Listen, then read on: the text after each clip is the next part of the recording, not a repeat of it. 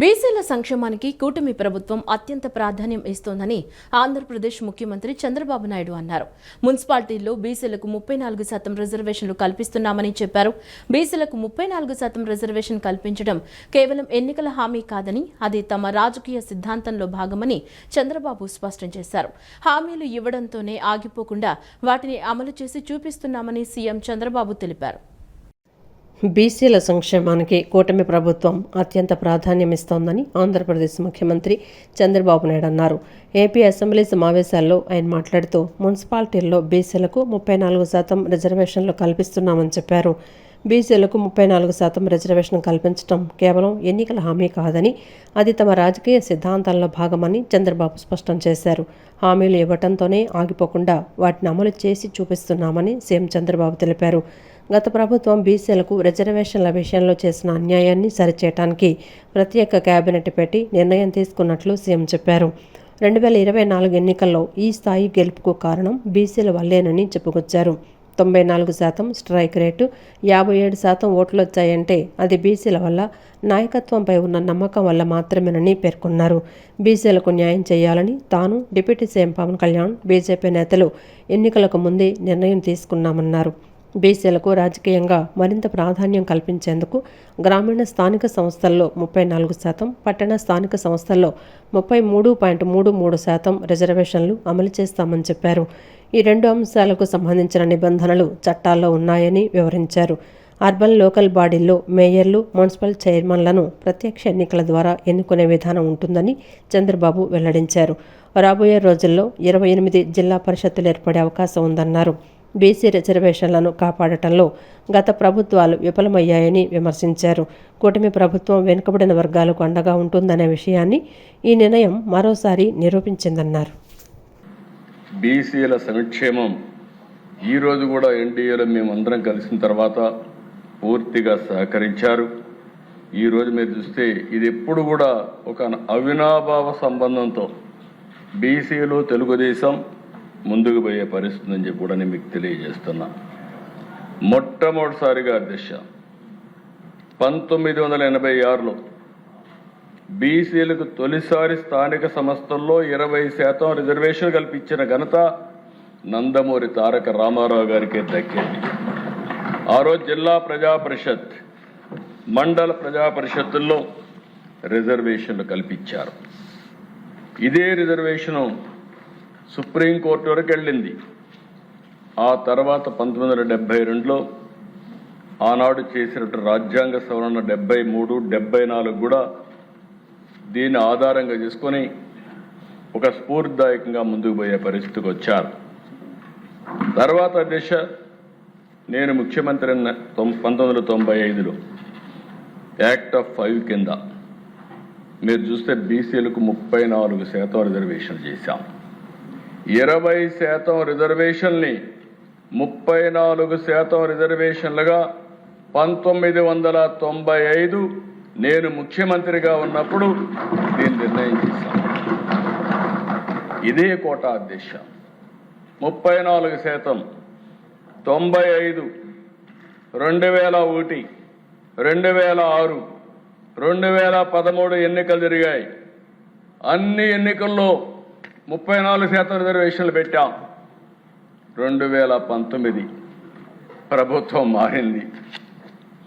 బీసీలకు అన్యాయం జరిగే పరిస్థితి వచ్చింది. అధ్యక్ష ఆ రోజు మీరు చూస్తే 2019 జీవో ఎంఎస్ నెంబర్ 176 తీసుకొచ్చారు. హైకోర్టుకు వెళ్ళారు, నాటకాలు ఆడారు.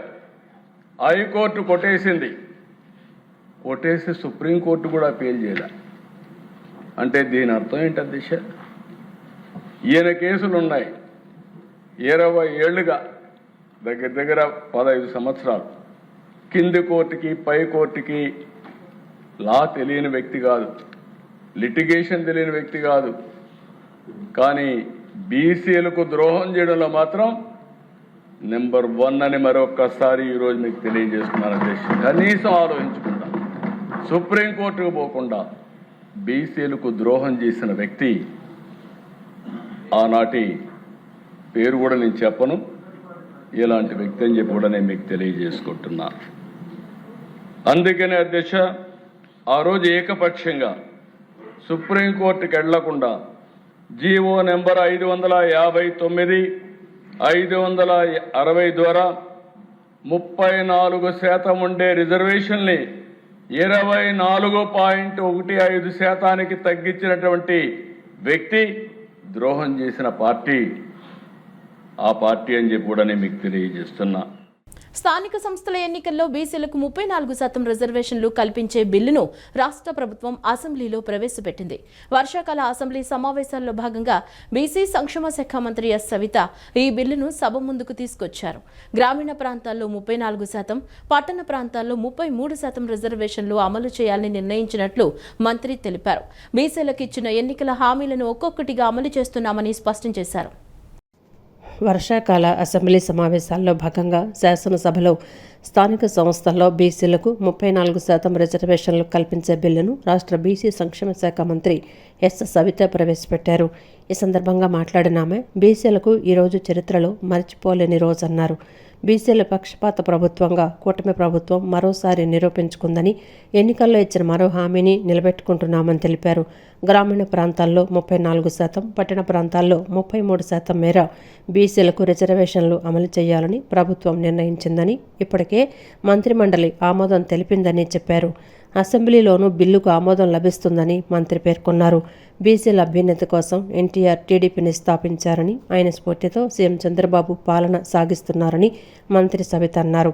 1994లో తొలిసారిగా బీసీలకు స్థానిక సంస్థల ఎన్నికల్లో 34% రిజర్వేషన్లు అమలు చేశామని, 2019లో అధికారంలోకి వచ్చిన వైసీపీ ప్రభుత్వం వాటిని 24% తగ్గించిందని ఆరోపించారు. రిజర్వేషన్లలో 10% కోత కారణంగా సుమారు 16,800 పదవులకు బీసీలు దూరమయ్యారని తెలిపారు. బీసీలకు మరోసారి రాజ్యాధికారంలో భాగస్వామ్యం కల్పించాలనే ఉద్దేశంతో సీఎం చంద్రబాబు 34% రిజర్వేషన్లు పునరుద్ధరించాలని నిర్ణయించారని చెప్పారు. ఈ నిర్ణయానికి CM Chandrababu, deputy CM Pawan Kalyan, మంత్రి నారా లోకేష్కు మంత్రి సవిత కృతజ్ఞతలు తెలిపారు. కూటమి ప్రభుత్వం అధికారంలోకి వచ్చిన తర్వాత బీసీల సంక్షేమానికి భారీగా నిధులు కేటాయించామని మంత్రి తెలిపారు. తొలి బడ్జెట్లో 39,000 కోట్లు, రెండో బడ్జెట్లో 47,000 కోట్లు, మూడో బడ్జెట్లో 51,000 కోట్లు కేటాయించామని చెప్పారు. బీసీల పట్ల ప్రభుత్వానికి ఉన్న చిత్తశుద్ధికి ఈ కేటాయింపులే నిదర్శనమన్నారు. అధికారంలోకి వచ్చిన వెంటనే స్వర్ణకారుల కోసం ప్రత్యేక కార్పొరేషన్ ఏర్పాటు చేశామని, చట్టసభల్లో బీసీలకు 33% రిజర్వేషన్లు కల్పించేందుకు అసెంబ్లీలో తీర్మానం చేసి కేంద్ర ప్రభుత్వానికి పంపించామని తెలిపారు. నామినేటెడ్ పోస్టుల భర్తీలోనూ బీసీలకు 34% రిజర్వేషన్లు కల్పించేందుకు చర్యలు తీసుకుంటున్నామని వెల్లడించారు. 2001లో కూడా 34% రిజర్వేషన్ ఇచ్చాము అధ్యక్ష. 2026లో కూడా మరి 34%, 2011లో కూడా 34%, 2013లో 34% అధ్యక్ష. అంటే సుమారుగా మన 37 ఏళ్ల పాటు మన బీసీలను ప్రొటెక్ట్ చేసుకుంటూ బీసీలకు రాజకీయంగా స్థానికంగా మరి రిజర్వేషన్లు కల్పిస్తూ వస్తే గత ప్రభుత్వం గొడ్డలి పార్టీ వారు బీసీలను గొంతు నొక్కారన్న విషయం కూడా మీకు అందరికీ తెలియజేస్తున్నాం అధ్యక్ష. ఎందుకంటే సుమారుగా మరి అలాంటి వైసీపీ పార్టీ నిర్వాహం వల్ల బీసీ రిజర్వేషన్లు 24% తగ్గడం వల్ల 16,018 మంది బీసీలు రాజ్యాంగబద్ధమైన పదవులు కోల్పోయారు అధ్యక్ష. టీడీపీ వచ్చిన తర్వాతే బీసీలకు సామాజిక న్యాయం జరిగిందని మంత్రి అచ్చెన్నాయుడు అన్నారు. బీసీలను చట్టసభలకు పంపిన పార్టీ టీడీపీ అని పేర్కొన్నారు. స్థానిక సంస్థల్లో బీసీలకు 20% రిజర్వేషన్లు ఇచ్చింది ఎన్టీఆర్ అని మంత్రి అచ్చెన్నాయుడు తెలిపారు. బలహీన వర్గాలు ఎప్పుడు టీడీపీకి అండగా ఉంటారన్నారు. బీసీలకు రిజర్వేషన్లు ఇచ్చే ఎన్నికలకు వెళ్లాలని నిర్ణయించుకున్నామన్నారు. అక్టోబర్లోపు స్థానిక ఎన్నికలు నిర్వహిస్తామని వెల్లడించారు. అడ్డగోలుగా జిల్లాలను విభజించారని మంత్రి అచ్చెన్నాయుడు మండిపడ్డారు. ఎంత దుర్మార్గంగా మోసం చేశారో ఈ సభ ద్వారా రాష్ట్రంలో ఉన్నటువంటి బీసీలకి ఒకసారి నేను తెలియజేస్తున్నాను. ఒక చట్టంలో 34% రిజర్వేషన్లు ఉండేటప్పుడు, నువ్వు రిజర్వేషన్లు బీసీలకి పెంచేటప్పుడు ఆ చట్టాన్ని సవరణ చేయాలి అధ్యక్ష. ఆ చట్టంలో మార్పు తీసుకురావాలి. కనీసం ఆ రోజున్న పరిస్థితిలో మాకు తెలుసుకోవడానికి కూడా అవకాశం లేదు అధ్యక్ష. 5 సంవత్సరాలు ఏ జీవో పెట్టినా, ఏ నిర్ణయం తీసుకున్నా ఎక్కడ బయట పెట్టిన సందర్భాలు లేవు అధ్యక్ష. కనీసం చూసి తెలుసుకొని మేము ఏదైనా లీగల్గా ముందుకెళ్దామన్నా 5 సంవత్సరాలు ఎక్కడ జీవోలు కానీ ప్రభుత్వ నిర్ణయాలు కానీ బయటకు తెలియకపోవడం వల్ల చాలా నష్టపోయాం. అందులో కూడా చట్ట సవరణ చేయకుండా రిజర్వేషన్లు పెంచి నేను బీసీలకి ఏదో ఎక్కువ చేశానని చెప్పి మాయ మాటలు చెప్పి లబ్ధి పొందాలని ప్రయత్నం చేశారు అధ్యక్ష. ఆ రిజర్వేషన్ల మీద కోర్టుకు వెళ్ళింది అధ్యక్ష సమ్ రెడ్డి. నేను ఎంక్వైరీ చేయమన్నాను. అది కూడా ఈ దుర్మార్గుడు పన్నినటువంటి పన్నాగమని, బయటికి బీసీలకు రిజర్వేషన్లు ఇస్తున్నామని చెప్పి మళ్ళీ వాళ్ళనే కోర్టుకు పంపించి ఆ రిజర్వేషన్లు అమలు చేయకుండా కోర్టులో అడ్డంకి వేసినటువంటి దుర్మార్గులు కూడా వీలే అనేది నేను అనుమానం పడుతున్నాను. భారతదేశంలో వలస పాలనకు వ్యతిరేకంగా సాగిన జాతీయోద్యమ వారసత్వమే మొన్న జంతర్ మంతర్లో జరిగిన విద్యార్థి ఉద్యమం అనేది తన అభిప్రాయమని ఏఐఎస్ఏ అఖిల భారత అధ్యక్షురాలు కామ్రేడ్ నేహా అన్నారు. భారతదేశంలో గత శతాబ్దంపైనే జాతీయోద్యమం ప్రజాస్వామ్య భావాల ద్వారానే వ్యక్తం కావాలనే ధోరణికి మరో ధోరణి కూడా దానికి సమాంతరంగా ఆనాటి నుంచి నేటికి కూడా ప్రయత్నిస్తోంది. నేడు ఆధిపత్య భావజాలం అధికారంలోకి వచ్చిందన్నారు. ఆ భావజాలం కూడా ఒక తరహా జాతీయవాద భావజాలమేనని అన్నారు. భారతదేశ ప్రజానీకాన్ని ఐక్యం చేసే భావజాలం ప్రజాస్వామ్య భావాలు ప్రాతిపదికన ఏర్పడాలా, లేక కొన్ని సమూహాల సంస్కృతే అన్ని సమూహాల సంస్కృతిగా బలవంతంగా ఆమోదించబడాలా? ఈ రెండు భావజాలాల మధ్య జరుగుతున్న సంఘర్షణే జంతర్ మంతర్ ఉద్యమంలో కనిపించే అంశమన్నారు. విజయవాడ గాంధీనగర్లోని హనుమంతరాయ గ్రంథాలయంలో విప్లవాత్మక యువజన సంఘం ఆర్వైఏ యూత్ రైజ్ సిస్టమ్ చేంజ్ సంస్థల ఆధ్వర్యంలో నిర్వహించిన విద్యార్థి యువజన సభలో ఏఐఎస్ఏ అఖిల భారత అధ్యక్షురాలు కామ్రేడ్ నేహా ముఖ్య అతిథిగా విచ్చేశారు. సభలో ఆమె మాట్లాడుతూ ఒక సాధారణ అంశంపై విద్యార్థి లోకం చాలా బలీయంగా ప్రభుత్వాన్ని ప్రశ్నిస్తూ ఒక నిరసనను చాలా బలంగా వ్యక్తం చేయడం దేశ ప్రజలను నివేరపరిచిందన్నారు. విద్యార్థులు ఉద్యమాల్లోకి రావటం లేదని, భారతీయ సమాజంలో స్థిరపడి ఉందని, అలాంటి తరుణంలో జంతర్ మంతర్లో జరిగిన ఉద్యమం దేశ ప్రజానీకాన్ని మేల్కొల్పడమే కాకుండా తిరిగి ఆ ఉద్యమం లేవనెత్తిన ప్రశ్నలు, విద్యార్థుల ఆ ఉద్యమంలో పాల్గొనేలా చేసిన కారణాలు అనేకం ఉన్నాయన్నారు.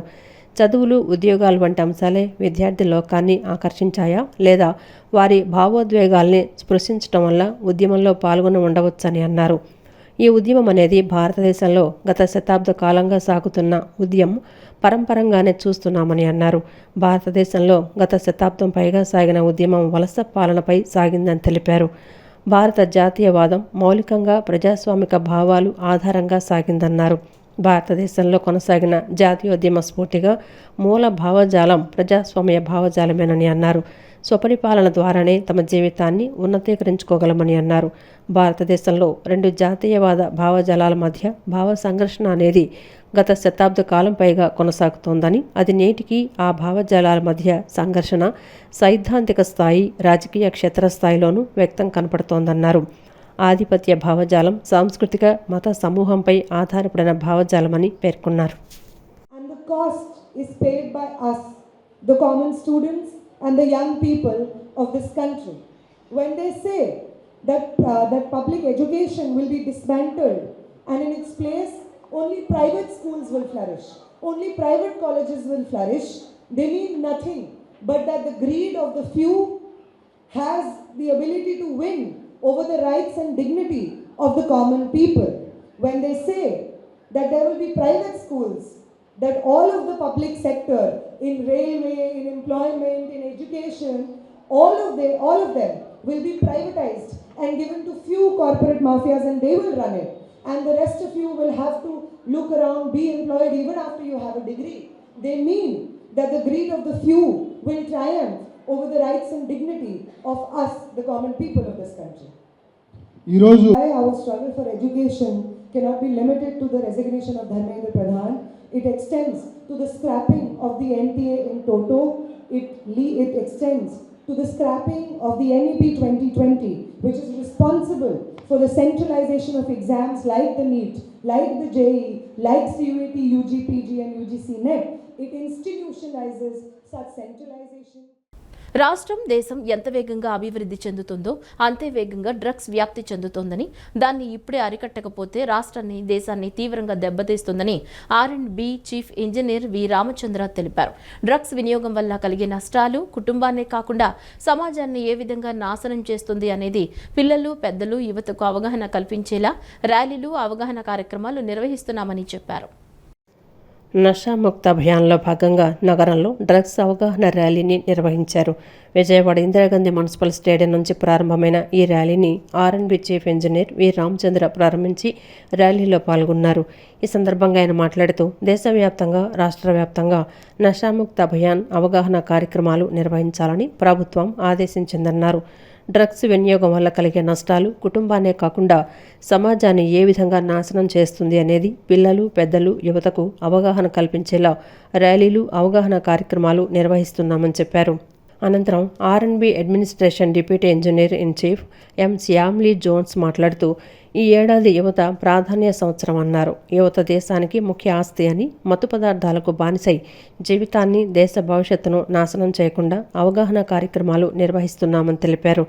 అక్టోబర్ 2వ తేదీన కూడా యాంటీ డ్రగ్స్ అబ్యూజ్ డే కూడా పాటిస్తున్నామని చెప్పారు. డ్రగ్స్కు వ్యతిరేకంగా ఉద్యమం చేయాలని అందరితో కలిసి ఈ కార్యక్రమాన్ని చేపడుతున్నామన్నారు. ఇది కూడా ప్యారలల్గా చాలా డామినేటింగ్ ఫీచర్గా పెరుగుతుంది. దీన్ని మనం ఈ దశలో కానీ మనం నిరోధించకపోతే ఫ్యూచర్లో అది నెవర్ గివ్ బ్యాక్ ఎఫెక్ట్స్ అనేవి రాష్ట్రానికి, దేశానికి చాలా వరకు దెబ్బతీసే పరిణామాలు అన్నమాట. సో దీనికోసం ఒక సెన్సిటైజేషన్ యాక్టివిటీ కోసం మా డిపార్ట్మెంట్ ప్రత్యేకించి ఒక మార్చ్ ఫాస్ట్ అనేది చేస్తున్నాం. దీనివల్ల కొంతవరకైనా ఏంటి యాంటీ డ్రగ్ మార్చ్ ఏంటి, ఇవేంటి అనేది చిన్నపిల్లల నుండి పెద్దవారు కూడా కొద్దిగా బాధ్యతగా వ్యవహరించి తెలుసుకొని వాళ్ళ సర్కిల్స్లో అందరికీ దీని ఎఫెక్ట్స్ గురించి చెప్తారని కోరుకుంటూ ఈ మార్చ్ ఫస్ట్ అనేది స్టార్ట్ చేస్తాం. అక్టోబర్ 2వ తారీఖున కూడా మనకి యాంటీ డ్రగ్ అబ్యూజ్ డేగా పాటిస్తున్నాము. వీటన్నిటికీ ఒక ప్రణాళిక ప్రకారం కార్యాచరణ రూపొందించి ముఖ్యంగా మా ఉద్యోగస్తుల పిల్లలు కానీ, అలాగే వారికి తెలిసిన పిల్లలు కానీ ఈ మత్తు పదార్థాల బానిసానికి గురి కాకుండాను, అలాగే మత్తు డ్రగ్స్ దీనికి వ్యతిరేకంగా ఒక ఉద్యమం లాంటిది, ఒక ర్యాలీ లాంటిది చేపడితే బాగుంటుందని మా డిపార్ట్మెంట్ భావించి మా డిపార్ట్మెంట్లో ఉన్న అన్ని associations, employees welfare association president, women welfare association, engineering assistants association అందరూ కూడా ఏకతాటిపైకి వచ్చి ముందుకు వచ్చి ఈ కార్యక్రమాన్ని చేపడుతున్నాం. దేవాలయాల్లో అర్చకులు, వేద పండితుల నియామకాల్లో జోనల్ విధానం అమల్లో లేదని మంత్రి ఆనం రామనారాయణ రెడ్డి తెలిపారు. రాయలసీమ ప్రాంతానికి అన్యాయం జరుగుతోందన్న ఆరోపణలు వాస్తవం కాదని స్పష్టం చేశారు. ప్రాంతంతో సంబంధం లేకుండా అర్హత, వేద ఆగమ పరిజ్ఞానం, మెరిట్ ఆధారంగానే నియామకాలు చేపడుతున్నామని తెలిపారు. రాష్ట్రంలోని దేవాలయాల్లో అర్చకులు, వేద పండితులు, పరిచారకులు, ఇతర ధార్మిక సిబ్బంది నియామకాల్లో ప్రస్తుతం జోనల్ విధానం అమల్లో లేదని దేవాదాయ శాఖ మంత్రి ఆనం రామనారాయణ రెడ్డి తెలిపారు. అసెంబ్లీలో ప్రశ్నోత్తరాల సమయంలో ఆదోని ఎమ్మెల్యే డాక్టర్ వాల్మీకి పార్థసారథి అడిగిన ప్రశ్నకు మంత్రి సమాధానమిస్తూ ప్రధాన దేవాలయాల నియామకాల్లో రాయలసీమ ప్రాంతానికి అన్యాయం జరుగుతోందన్న విషయం ప్రభుత్వం దృష్టికి రాలేదని చెప్పారు. ఇటీవల భర్తీ చేసిన 344 పోస్టుల్లో 172 పోస్టులను రాయలసీమ ప్రాంతంలోని ప్రధాన దేవాలయాల్లో భర్తీ చేసినట్లు వెల్లడించారు. శ్రీశైలం, మహానంది, శ్రీకాళహస్తి, కాణిపాక వంటి ప్రధాన దేవాలయాల్లో ఖాళీలు ఏర్పడినప్పుడు నిబంధనల ప్రకారం నోటిఫికేషన్ జారీ చేసి అర్హులైన వేద, ఆగమ పండితులను పూర్తి మెరిట్ ఆధారంగా ఎంపిక చేస్తున్నట్లు మంత్రి తెలిపారు. ప్రాంతానికి ప్రాధాన్యత ఇవ్వకుండా వేద, ఆగమ పరిజ్ఞానానికే ప్రభుత్వం ఎక్కువ ప్రాధాన్యత ఇస్తోందన్నారు. ఇటీవల జరిగిన నియామకాల్లో రాష్ట్రంలోని ప్రముఖ దేవాలయాలకు చెందిన వేద, ఆగమ పండితులను ఎంపిక కమిటీల్లో సభ్యులుగా నియమించి వారి ఆధ్వర్యంలో ఇంటర్వ్యూలు నిర్వహించినట్లు చెప్పారు. సుమారు 1400 మంది అభ్యర్థులు ఇంటర్వ్యూలకు హాజరు కాగా వారిలో 15 మందిని మాత్రమే ఎంపిక చేయాల్సి వచ్చిందని మంత్రి తెలిపారు. అభ్యర్థుల మధ్య తీవ్ర పోటీ నెలకొందని, 1-2 మార్కుల తేడాతో కూడా ఎంపికలు జరిగినట్లు వివరించారు. రాయలసీమ ప్రాంతం నుంచి 1431 దరఖాస్తులు వచ్చాయని, అర్హత సాధించిన వారిలో 172 మందికి అవకాశం లభించిందని చెప్పారు. వేదం, సంస్కృతం, ఆగమ పరిజ్ఞానం వంటి అంశాల ఆధారంగానే ఎంపికలు చేపట్టినట్లు స్పష్టం చేశారు. కానీ వేదం చదవాలంటే 12 సంవత్సరాలు, ఆగమం చదవాలంటే 8 సంవత్సరాల సమయం పడుతుంది అధ్యక్ష. ఇంత ఎక్కువగా ఇంత సమయాన్ని వెచ్చించినప్పటికీ కూడా బాల్యమంతా యవ్వనమంతా అక్కడ పోయినప్పటికీ కూడా వాళ్ళలో నిరుద్యోగ సమస్య చాలా ఎక్కువగా ఉంది అధ్యక్ష. శ్రీశైలం, మహానంది, శ్రీకాళహస్తి, కాణిపాకం వంటి ప్రధాన ఆలయాల్లో నియామకాల్లో స్థానికులకు ప్రాధాన్యత ఇచ్చేందుకు తీసుకున్న చర్యలేంటి? అధ్యక్ష, ఈ ప్రధాన ఆలయాలైన వీటి దగ్గర ఖాళీలు ఏర్పడ్డప్పుడు వచ్చినటువంటి ఖాళీలకు అనుగుణంగా ప్రకటనలు తీసుకునేటప్పుడు ఆయా ప్రాంతాల్లో ఉన్నటువంటి వేద పండితులకి అలాగే ఆగమ పండితులకే ప్రాధాన్యత ఇస్తున్నాం అధ్యక్ష. దానిలో ఏ ప్రాంతం వాళ్ళు అనే దానికన్నా పూర్తి మెరిట్లో చేయడం జరుగుతుంది అధ్యక్ష. ఈ మధ్యకాలంలో ఒక 15 అర్చకులు వేద పండితుల యొక్క పోస్టులు ఫిలప్ చేయాల్సి వస్తే దానికి రాష్ట్రంలో ఉన్నటువంటి ప్రధాన ఆలయాల్లో ఉన్నటువంటి ఆగమ పండితులను, వేద పండితులనే కమిటీ సభ్యులుగా వేసి తద్వారా వాళ్ళ ద్వారానే ఇంటర్వ్యూలు జరిపి ఈ 15 మందిని సెలెక్ట్ చేస్తే అధ్యక్ష 1400 చిల్లర మంది ఇంటర్వ్యూకి వస్తే 15 మందిని సెలెక్ట్ చేస్తే ఎవరికి తీసుకోవడం లేదు అధ్యక్ష. ద్రవ్యోల్బణం పెరుగుతున్నందున ధరల నియంత్రణకు చర్యలు చేపట్టాలని ముఖ్యమంత్రి చంద్రబాబు నాయుడు ఆదేశాలు జారీ చేశారు. సోషల్ మీడియాలో వస్తున్న నెగిటివ్ కామెంట్లపై ధీటుగా స్పందించాలని మంత్రులకు సూచించారు. అక్టోబర్లోగా స్థానిక ఎన్నికలు జరగకుంటే 12,150 కోట్లు అర్బన్ లోకల్ బాడీ నిధులు కోల్పోయే ప్రమాదం ఉందన్నారు. ద్రవ్యోల్బణం పెరుగుతున్నందున ధరల నియంత్రణకు చర్యలు చేపట్టాలని ముఖ్యమంత్రి చంద్రబాబు నాయుడు ఆదేశాలు జారీ చేశారు. రాష్ట్ర మంత్రివర్గం ఎజెండా అంశాలు ముగిశాక వివిధ పరిణామాలపై సీఎం చర్చించారు. సోషల్ మీడియాలో వస్తున్న నెగిటివ్ కామెంట్లపై ధీటుగా స్పందించాలని మంత్రులకు సూచించారు. అక్టోబర్లోగా స్థానిక ఎన్నికలు జరగకుంటే 12,150 కోట్లు అర్బన్ లోకల్ బాడీ నిధులు కోల్పోయే ప్రమాదం ఉందన్నారు. న్యాయ పరిధిలో 23 మున్సిపాలిటీల విలీన ప్రక్రియను తర్వాత చూసుకుందామని, ముందైతే అన్నింటిలోనూ ఎన్నికలు నిర్వహించాలని ముఖ్యమంత్రి చెప్పుకొచ్చారు. మద్యం బ్రాండ్లు పిచ్చి పిచ్చి పేర్లతో రాకుండా కమిటీ జాగ్రత్తలు తీసుకోవాలని స్పష్టం చేశారు. అక్రమార్కులు కంటైనర్లలో ఇసుక తరలింపునకు యత్నిస్తుంటే కఠిన చర్యలు తీసుకోవాలని సీఎం చంద్రబాబు స్పష్టమైన ఆదేశాలు జారీ చేశారు. డిఎస్సి అవకతవకలపై శాసన మండలిలో చర్చకు వైసీపీ సిద్ధంగా ఉందని ఎమ్మెల్సీ తోట త్రిమూర్తులు అన్నారు. శాసనసభలో డిఎస్సిపై చర్చ పేరుతో చప్పట్లు కొట్టుకున్నారని, మండలిలో మాత్రం చర్చకు ప్రభుత్వం ఎందుకు వెనగడుగు వేస్తోందని ప్రశ్నించారు. రైతుల సమస్యలు, ప్రజా సమస్యలపై శాసన మండలిలో ప్రభుత్వం సమగ్రంగా చర్చించాలని డిమాండ్ చేశారు. డిఎస్సి అవకతవకలపై శాసన మండలిలో చర్చకు వైసీపీ సిద్ధంగా ఉందని ఆ పార్టీ ఎమ్మెల్సీ తోట త్రిమూర్తులు తెలిపారు. శాసనసభలో డిఎస్ అంశంపై చర్చ పేరుతో అధికార పక్షం చప్పట్లు కొట్టుకుందని, అయితే శాసన మండలిలో మాత్రం డిఎస్సిపై చర్చకు ప్రభుత్వం ఎందుకు ముందుకు రావడం లేదని ప్రశ్నించారు. డిఎస్సి అవకతవకలకు సంబంధించి తమ వద్ద అనేక ఆధారాలున్నాయని, వాటిపై సమగ్రంగా చర్చించేందుకు ప్రభుత్వం ఎందుకు వెనకడుగు వేస్తోందో చెప్పాలని డిమాండ్ చేశారు. వైసీపీ అధినేత మాజీ ముఖ్యమంత్రి వైఎస్ జగన్మోహన్ రెడ్డి సభకు రావాలని డిమాండ్ చేస్తున్న ప్రభుత్వం డిఎస్సి అంశంపై చర్చకు మాత్రం ఎందుకు సిద్ధంగా లేదని తోట త్రిమూర్తులు ప్రశ్నించారు. రాష్ట్రంలో రైతులకు గిట్టుబాటు ధర లభించని పరిస్థితి నెలకొందని ఆయన అన్నారు. గ్రామాల్లో మంత్రుల పర్యటనలకు ప్రజల నుంచి పలు ప్రశ్నలు ఎదురవుతున్నాయని, కొన్ని ప్రాంతాల్లో మంత్రుల పర్యటనలకు కనీసం 15 మంది కూడా హాజరు కాని పరిస్థితి ఉందని పేర్కొన్నారు. శాసనసభలో పరస్పరం చప్పట్లు కొట్టుకోవడం కాకుండా శాసన మండలిలోనూ ప్రజా సమస్యలపై సమగ్రంగా చర్చించాలని తోట త్రిమూర్తులు ప్రభుత్వాన్ని డిమాండ్ చేశారు. ప్రజల సమస్యల గురించి మాట్లాడతారు ప్రతిపక్షం, దానికి సమాధానం చెప్పాల్సినటువంటి బాధ్యత ఉంది. మీరు ఇచ్చినటువంటి హామీలు ఏమి నెరవేర్చారని చెప్పేసి ఇప్పుడు 2 సంవత్సరాలు అని చెప్పేసి పండగ చేసుకోవడం కోసం గ్రామాల్లో తిరుగుతున్నారు. గ్రామాల్లో మీరు తిరిగేటప్పుడు 10 మంది కూడా ఉండలేదు ఎవరోని. ఎక్కడికి వెళ్ళినా అడుగుతున్నారు, ఏదన్నా నీకు 15 అన్న ఏదని అడుగుతున్నారు. ఆడపిల్లలు, రైతులు అడుగుతున్నారు. 20,000 సంవత్సరానికి 20,000 ఎకరానికి ఇస్తా అన్నారు, ఏదయ్యా అని చెప్పేసి రైతులు అడుగుతున్నారు. నిరుద్యోగులు ఉన్నవాళ్ళు నిరుద్యోగ వృత్తి ఇవ్వాలనేటువంటిది నెలకు 3,000 ఇస్తా అన్నావు ఏదైనా వాళ్ళు అడుగుతున్నారు. 45 సంవత్సరాలు ఉన్నట్టు 18 సంవత్సరాలు దాటినటువంటి ఆడపిల్లలందరికీ సంవత్సరానికి 18,750 రూపాయలు జగన్మోహన్ రెడ్డి ఇచ్చేవాడు, వాళ్ళు అడుగుతున్నారు.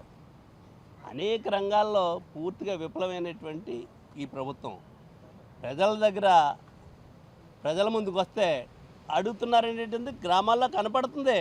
మీ నాయకులు తిరగట్లేదు, ముఖం చాటేసుకుంటున్నారు, 4-5 వస్తున్నారు ఎక్కడన్నాని.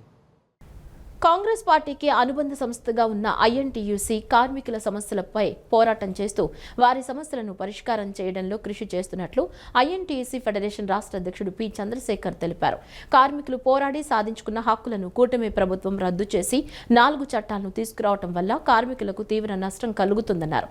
2029లో కాంగ్రెస్ పార్టీ అధికారంలోకి వస్తే రాహుల్ గాంధీ కార్మికుల సమస్యలను పరిష్కరిస్తారని అన్నారు.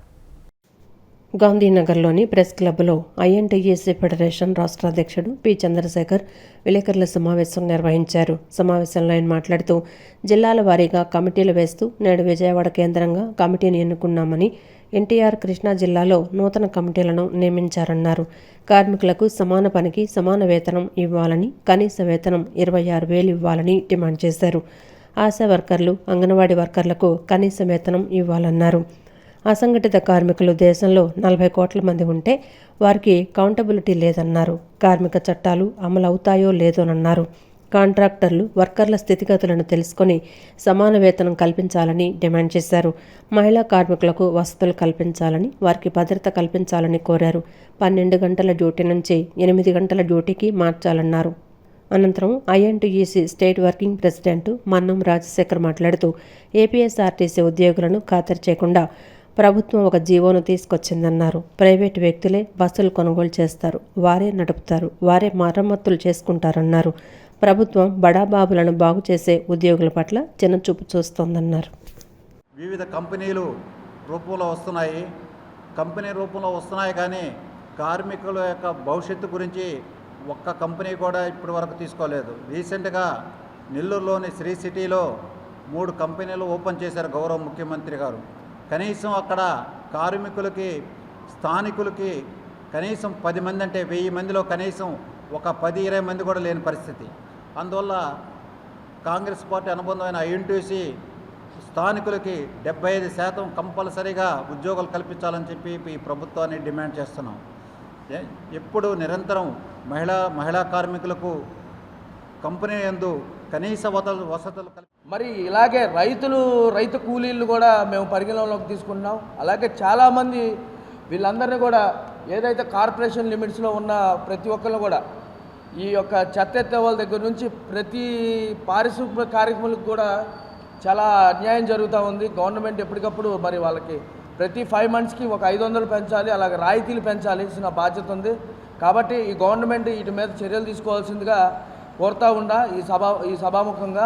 అలాగే రేపొద్దున దీని మీద మంచి కార్యాచరణ మేము స్టేట్ వైడ్గా రూపొందించి మళ్ళీ ప్రజలకి చేరువలో ఐఎన్టీయూసీఎఫ్ ఉందనే యొక్క భావం తీసుకెళ్ళి బలోపేతానికి కృషి చేస్తామని తెలియజేసుకుంటూ, గవర్నమెంట్ నుంచి వచ్చేటువంటి చాలా బెనిఫిట్స్ ఉన్నాయి కార్మికులకి. సమ్ ఎగ్జాంపుల్ తీసుకుంటే అసంఘటిత కార్మికుల కోసం ఒక స్కీమ్ ఉంది. ఈ స్కీమ్లో చాలా బెనిఫిట్స్ కార్మికులకు వస్తాయి. ఒక గుర్తింపు కార్డు వస్తుంది. వీటన్నిటిని కూడా ప్రజల్లో ఉన్నటువంటి ఈ కార్మికులకు అందించి ప్రతి కార్మికులకి మేము ఐఎన్టీయూసీగా మేము అండగా ఉంటాము అని భరోసా మీ పత్రికా ప్రతినిధుల ద్వారా మేము ఇస్తున్నాము. అదేవిధంగా ఒక్క మాట, మన మహిళా సెక్రటరీ ప్రెసిడెంట్గా ఎన్నికైనటువంటి మేడం గారు సునీత గారు ఒక్క నిమిషం మాట్లాడండి మేడం. మున్సిపల్ కాంట్రాక్టర్లకు న్యాయం జరిగే వరకు తమ పోరాటం ఆగదని Vijayawada municipal contractors association general secretary Adibabu తెలిపారు. మున్సిపల్ శాఖ మంత్రి నారాయణను నేడు రెండోసారి కలిశామని, ముందు కమిషనర్ 50 కోట్ల రూపాయలు ఇస్తారు, అవి తీసుకోండి, మిగిలిన డబ్బుల గురించి తర్వాత మాట్లాడతామని చెప్పారన్నారు. మిగిలిన డబ్బులు ఎప్పుడు ఇస్తారనేది లిఖితపూర్వక హామీ ఇవ్వమని అడిగితే హామీ ఇవ్వలేదన్నారు. బ్యాంకు నుంచి రుణాలు తీసుకుని తమకు డబ్బులు ఇవ్వాలని డిమాండ్ చేశారు. కాంట్రాక్టర్ల బకాయి బిల్లులు చెల్లించాలని డిమాండ్ చేస్తూ విజయవాడ మున్సిపల్ కాంట్రాక్టర్స్ అసోసియేషన్ ఆధ్వర్యంలో కాంట్రాక్టర్లు నిరసన ప్రదర్శన నిర్వహించారు. ఈ సందర్భంగా Vijayawada municipal contractors association general secretary Adibabu మాట్లాడుతూ 18 నెలల నుంచి తమకు రావాల్సిన 350 కోట్ల రూపాయల బిల్లులు బకాయిలు ఇవ్వాలని గత 10 రోజుల నుంచి పోరాటం చేస్తున్నామని చెప్పారు. అనేక పర్యాయాలు కమిషనర్, సిఈ, కలెక్టర్ను కలిసినా ఎటువంటి హామీ రాలేదన్నారు. ఈరోజు ఉదయం మున్సిపల్ శాఖ మంత్రి నారాయణను రెండోసారి కలిశామని, ముందు కమిషనర్ 50 కోట్ల రూపాయలు ఇస్తారు, అవి తీసుకోండి, మిగిలిన డబ్బుల గురించి తర్వాత మాట్లాడదామని చెప్పారన్నారు. మిగిలిన డబ్బులు ఎప్పుడిస్తారనేది లిఖితపూర్వక హామీ ఇవ్వమని అడిగితే హామీ ఇవ్వలేదన్నారు. 151 జీవో ప్రకారం స్థానిక సంస్థలు తమ ఆస్తులు చూపించి బ్యాంకు రుణాలు తీసుకుని అభివృద్ధి చేయడానికి ఆ జీవో 150 నుంచి 200 కోట్ల రూపాయలు ఇస్తామని కమిషనర్ చెప్పారని, ప్రిన్సిపల్ సెక్రటరీ అభ్యంతరం చెప్పారని తెలిపారు. బ్యాంకు నుంచి రుణాలు తీసుకుని డబ్బులు ఇవ్వమని చెప్పామని, తమకు న్యాయం చేసే వరకు పోరాటం చేస్తామని స్పష్టం చేశారు. అనంతరం జీవీఎంసీ కాంట్రాక్టర్స్ అసోసియేషన్ అధ్యక్షుడు పివివి నాగరాజ్ మాట్లాడుతూ, విజయవాడ కాంట్రాక్టర్లకు సంఘీభావం తెలిపేందుకు విశాఖపట్నం నుంచి వచ్చానని అన్నారు. కాంట్రాక్టర్లకు 18 నెలల నుంచి పేమెంట్లు రాకపోవడం దారుణమైన విషయమన్నారు. తమకు కూడా ఆ పరిస్థితి ఉండేదని, అదృష్టం కొద్దీ కమిషనర్ తమకు సానుకూలంగా స్పందించి 12 నెలల బిల్లులు మంజూరు చేయడం వల్ల కొంత వెసులుబాటు జరిగిందన్నారు. విజయవాడలో ఆ పరిస్థితి లేకపోవటం వల్ల కాంట్రాక్టర్లు ఇబ్బంది పడుతున్నారని చెప్పారు. వాళ్లకు సంఘీభావం చెప్పడంతో పాటు మున్సిపల్ కమిషనర్ను కలిసి వాళ్లకు కూడా పేమెంట్లు ఇచ్చేలా కమిషనర్తో మాట్లాడి వారందరికీ న్యాయం చేయాలనేది తమ ఆలోచనని, అందుకే తాము ఇక్కడికి వచ్చామన్నారు. విశాఖపట్నం నుంచి మన విజయవాడ కాంట్రాక్టర్లకి సంఘీభావం తెలియజేయడం కోసం అక్కడి నుంచి రావడం జరిగిందండి. ఇవి చాలా 18 నెలల నుంచి పేమెంట్లు రాలేదంటే చాలా దారుణమైన విషయం. మాకు కూడా ఆ పరిస్థితి ఉండేది. మా అదృష్టం కొలిది కమిషనర్ గారు కూడా మాకు సానుకూలంగా స్పందించి ఒక 12 నెలల బిల్లు రిలీజ్ చేయడం వల్ల మాకు కొంత వెసులుబాటు జరిగింది. విజయవాడలో ఆ పరిస్థితి లేకపోవడం వల్ల ఇబ్బంది పడుతున్నారు. వాళ్ళకి సంఘీభావం తెలిసి కమిషనర్ గారిని కలిసి వాళ్ళకి కూడా పేమెంట్ ఇచ్చేలాగా కమిషనర్ గారితో మాట్లాడి వీళ్ళందరికీ న్యాయం జరిగేలాగా ప్రయత్నం చేద్దామనేది మా ఆలోచన. దానికోసం ఇక్కడ రావడం జరిగింది. మేము అక్కడ కూర్చోకుండా ఇక్కడికి వచ్చి ఇక్కడే కూర్చుంటున్నాం. మేము కొంత వెసులుబాటు గురించి అని. ఇది చాలా దారుణమైన పరిస్థితి ఉంది. ఇంత దారుణమైన పరిస్థితి మున్సిపల్ కార్పొరేషన్లో చరిత్రలో ఎప్పుడూ లేదు. ఇంత దారుణంగా ఇన్ని 100 కోట్ల రూపాయల వర్కులు చేయించడం అనేది చరిత్ర లేదు. ఈ రోజు ఉదయం మినిస్టర్ గారే చెప్తున్నారు అన్నమాట. ఇన్ని వర్కులు జరిగింది, మీరు లిస్ట్ ఇచ్చేదాకా 350 కోట్ల రూపాయలు బాకీ ఉందన్న సంగతి నాకు తెలియదు. ఇప్పుడు కొత్తగా మీరు ఇచ్చిన తర్వాతే నేను చూశాను. దాని గురించి కమిషనర్తో మాట్లాడాను. మీకు ఎట్లయినా సరే నేను న్యాయం చేయడానికి ప్రయత్నం చేస్తాను. దయచేసి మీరు విత్డ్రా చేసుకోండి అన్నారు, కానీ విత్డ్రా చేసుకోండి సార్, మా సమస్య పరిష్కారం అయ్యేదాకా చేసుకోమని చెప్పాం. సరే, ఇప్పుడు మేము కమిషనర్ దగ్గరికి వెళ్తామండి. మరి ఏం చెప్తారు? రాష్ట్రంలో, దేశంలో కార్మికుడు, శ్రామికుడు, ఉద్యోగి లేకపోతే ఏ ఒక్క పని, ఏ ఒక్క ఉత్పత్తి జరగదని, అటువంటిది కార్మికుడు, శ్రామికుడు, ఉద్యోగిని ప్రభుత్వం చాలా చిన్న చూపు చూస్తోందని ఏఐటీసీ రాష్ట్ర ప్రధాన కార్యదర్శి వెంకట సుబ్బయ్య అన్నారు. ఉద్యోగులు జీతాలకే రాష్ట్ర బడ్జెట్ అయిపోతుందని ప్రచారం చేస్తున్నారని తెలిపారు. ఎమ్మెల్యేలు, మంత్రుల విలాసవంతమైన ఖర్చులతో పోలిస్తే రాష్ట్రంలోని ఉద్యోగుల వేతనం 10వ వంతు కూడా లేదన్నారు. కార్మికులు నెలకు 26,000 రూపాయలు కనీస వేతనం అడుగుతున్నారని, అది ఇవ్వడానికి ప్రభుత్వం సిద్ధంగా లేదన్నారు. మోడీ, చంద్రబాబు కార్మిక ప్రజా వ్యతిరేక విధానాలకు వ్యతిరేకంగా ఏఐటీయూసీ రాష్ట్ర వ్యాప్త ఆందోళనల్లో భాగంగా విజయవాడ నగర సమితి ఆధ్వర్యంలో గాంధీనగర్లోని ధర్నా చౌక్లో ధర్నా నిర్వహించారు. ఈ సందర్భంగా ఏఐటీయూసీ రాష్ట్ర ప్రధాన కార్యదర్శి వెంకట సుబ్బయ్య నాయకులు మాట్లాడుతూ, కార్మికుల హక్కులను ప్రభుత్వాలు యథావిధిగా అమలు చేస్తే ఇలా ధర్నాలు చేయాల్సిన అవసరం లేదన్నారు. ప్రభుత్వ ఉద్యోగులకు పీఆర్సీ వేయాలని, అవి అరియర్లు ఎంత బాకీ ఉంటే అంత ఇవ్వటం లేదని, అందువల్లే ఉద్యోగులు ఆందోళనలకు కార్యాచరణ రూపొందిస్తున్నారని తెలిపారు. ఉద్యోగుల ఆందోళనలకు ప్రభుత్వమే కారణమవుతోందని, కార్మికులు, ప్రముఖులను చిన్నచూపు చూస్తూ హక్కులను కలరాస్తోందన్నారు. కార్మికులకు ఉద్యోగ భద్రత లేదని, వారికి ఇష్టం వచ్చినట్లు కార్మికులను తొలగిస్తోందని, యూనియన్లు పెట్టే హక్కు లేకుండా చేస్తోందన్నారు. రాష్ట్రంలోని కూటమి ప్రభుత్వం కూడా ప్రధాని మోడీ కనుసన్నల్లో కార్పొరేట్లకే ఊడిగం చేసే పద్ధతిలో ఉంది తప్ప కార్మికుల హక్కుల గురించి పట్టించుకోవటం లేదన్నారు. వివిధ ప్రభుత్వ శాఖల ఉద్యోగులు, కార్మికులు పెద్ద ఎత్తున ఆందోళనలు చేస్తున్నా ప్రభుత్వానికి నిమ్మకు నీరెత్తినట్లు వ్యవహరిస్తోందన్నారు. అసెంబ్లీ సమావేశాల్లో కార్మికుల సమస్యలపై చర్చించకపోతే రాబోయే కాలంలో చేలో అసెంబ్లీకి పిలిపివ్వడానికి వెనుకాడదన్నారు. ఇక్కడ కార్మికులకు ఉద్యోగ భద్రత కల్పించి వారికి ఇచ్చేటువంటి బోనస్సు, వారికి ఇచ్చేటువంటి సెలవులు, వారికి ఇచ్చేటువంటి ఈ నెల జీతము సక్రమంగా అందజేసి ఉత్పత్తికి తోడ్పడేటువంటి కార్మికుల పట్ల మరి ప్రభుత్వం సరైన చర్యలు తీసుకోవాలని కోరేదే ఏఐటీయూసీ. కాబట్టి all India trade union Congress ఈరోజు భారతదేశంలోనే మొత్తం పైన కార్మిక హక్కులను కాలరాసేటువంటి కార్మిక కోళ్లు తయారు చేస్తే కూడా దానికి వ్యతిరేకంగా భారతదేశ వ్యాప్తంగా ఉద్యమం చేస్తూ ఉన్నాం. కూటమి ప్రభుత్వం ఈ కార్మికుల సమస్యలు తక్షణం పరిష్కరించకపోతే రాబోయే కాలంలో ఐక్య కార్మిక ఉద్యమాలను బలోపేతం చేసి మీ ప్రభుత్వానికి పుట్టగతులు ఉండకుండా చేయడానికి కూడా ఏఐటీఓసి మరి ప్రయత్నం చేస్తుంది. ఆ వైపున మీరు దయచేసి ఆలోచన చేయాలని చెప్పేసి ప్రభుత్వాన్ని హెచ్చరిస్తున్నాం. భారతదేశంలో గతంలో క్యాన్సర్ బాధితులు చాలా తక్కువగా ఉండేవారని, గత 10-15 ఏళ్లలో 12 మంది మహిళల్లో ఒకరికి రొమ్ము క్యాన్సర్ నిర్ధారణ అవుతున్న సందర్భాలు ఎక్కువయ్యాయని హైదరాబాద్ హైటెక్ సిటీలోని Yashoda hospital senior surgical oncologist, robotic surgeon doctor Rajesh Goud తెలిపారు. క్యాన్సర్ పై అవగాహన పెరిగిందని, అనేక పరిశోధనలు జరిగాయని, అధునాతన వైద్యం కూడా అందుబాటులోకి వచ్చిందన్నారు. గతంలోలా రొమ్ము క్యాన్సర్ అంటే ప్రాణాంతక వ్యాధి అని కాకుండా ఇప్పుడున్న ఆధునిక వైద్యం ద్వారా క్యాన్సర్ను నయం చేయవచ్చని తెలిపారు. హైదరాబాద్ హైటెక్ సిటీలోని యశోద హాస్పిటల్స్ ఆధ్వర్యంలో గాంధీనగర్లోని ఓ హోటల్లో విలేకరుల సమావేశం నిర్వహించారు. సమావేశంలో hospital senior surgical oncologist, robotic surgeon doctor Rajesh Goud మాట్లాడుతూ, గతంలోలా రొమ్ము క్యాన్సర్ అంటే ప్రాణాంతక వ్యాధిని కాకుండా ఇప్పుడున్న ఆధునిక వైద్యం ద్వారా క్యాన్సర్ను నయం చేయవచ్చని తెలిపారు. మహిళలకు ఒకసారి రొమ్ము క్యాన్సర్ వస్తే రొమ్మంతా తీయాల్సి వచ్చేదని, కానీ ఇప్పుడు ఆ పరిస్థితి లేదన్నారు. ప్రెసిషన్, పర్సనలైజ్ ట్రీట్మెంట్, ప్రిజర్వేషన్ విధానాల ద్వారా చికిత్స చేస్తారన్నారు. ప్రతి క్యాన్సర్కు ఒకే రకమైన చికిత్స ఉండదని, ప్రతి రొమ్ము క్యాన్సర్కు బయాప్సీ చేసి అది ఎటువంటి క్యాన్సర్ అనేది గుర్తించి చికిత్స చేస్తారన్నారు. ఒకవేళ రొమ్మును పూర్తిగా తీయాల్సి వస్తే పొంటలోని కండరాలు తీసి రొమ్మును మళ్లీ పునర్నిర్మించవచ్చని తెలిపారు. రొమ్ములో ట్యూమర్ పెట్టగా ఉన్నప్పుడు ఆపరేషన్కు ముందుగానే కీమోథెరపీ చేస్తే ట్యూమర్ కుంచిస్తుందని, అప్పుడు ఆపరేషన్ చేయడం వల్ల మొత్తం రొమ్ము తీయాల్సిన అవసరం ఉండదన్నారు. క్యాన్సర్ ఉంటే భయపడాల్సిన పని లేదని, అత్యాధునిక వైద్యం అందుబాటులో ఉందన్నారు. రోబోటిక్ సర్జరీ అంటే రోబో చేయదని, ఇది మినిమల్ ఇన్వేసివ్ సర్జరీ అని పేర్కొన్నారు. పొట్టపైన చిన్న హోల్స్ పెట్టి సర్జరీ చేస్తారని, మ్యాగ్నిఫికేషన్ ఉంటుందన్నారు.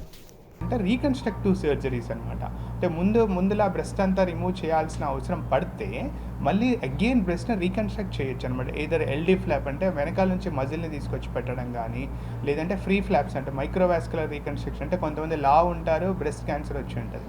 ఇలాంటి వాళ్ళకి ఏంటంటే పొట్టలో నుంచి ఆ మజిల్స్ని తీసుకొచ్చి బ్రెస్ట్ని రీఅరేంజ్ చేస్తాం. ఇలా చేయడం వల్ల ఏంటంటే పొట్ట సైజ్ తగ్గుతుంది, అలాగే బ్రెస్ట్ రీకన్స్ట్రక్ట్ చేయగలుగుతాం అనమాట. అలాగే కొన్ని క్యాన్సర్స్లో ఏంటంటే ఏవైతే బ్రెస్ట్ ట్యూమర్ పెద్దగా ఉంది అనుకున్నప్పుడు ముందుగా నియోడ్జువెంట్ కీమోథెరపీ అంటే ఆపరేషన్ ముందే కీమోథెరపీ ఇవ్వడం వల్ల ఏమైతే ట్యూమర్ ష్రింక్ అవుతుంది. ష్రింక్ అయ్యాక సర్జరీ చేయడం వల్ల కంప్లీట్గా బ్రెస్ట్ రిమూవ్ చేయాల్సిన అవసరం పడదు. సో మెయిన్గా ఇప్పుడున్న క్యాన్సర్ ట్రీట్మెంట్లో ముందులా క్యాన్సర్ని ఒక్కటే రిమూవ్ చేయడమే కాకుండా క్వాలిటీ ఆఫ్ లైఫ్ని మెయింటైన్ చేయడానికి వీలవుతుంది అనమాట. సో ఈ అడ్వాన్స్ పద్ధతుల వల్ల క్యాన్సర్ ఉంది అని భయపడాల్సిన అవసరం లేదు. క్యాన్సర్ ఉన్నా కంప్లీట్గా ట్రీట్మెంట్తో పాటు క్వాలిటీ ఆఫ్ లైఫ్ని మెయింటైన్ చేయడానికి ఖచ్చితత్వంతో చేయడానికి వీలవుతుంది. అండ్ అలాగే రోబోటిక్ సర్జరీ అంటే మిగతా క్యాన్సర్స్లో రోబోటిక్ సర్జరీ ద్వారా ఏంటి అని అంటే అందరు అనుకుంటారు రోబోటిక్ సర్జరీ అంటే రోబో చేస్తుంది అని, అలా ఉండదు. So it's like A minimal invasive surgery అనమాట. ఈ వార్తలు ఇంతటితో సమాప్తం. నమస్కారం.